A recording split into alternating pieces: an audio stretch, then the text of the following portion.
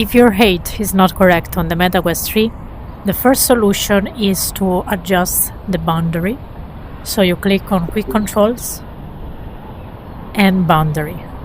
The second solution is to adjust the height from the settings. So you click on Settings, you go down into Accessibility, Mobility, Adjust Height, and you will see here if you turn it off it's different compared to on, and here you can adjust it. So now I'm sitting down. Now I stand up.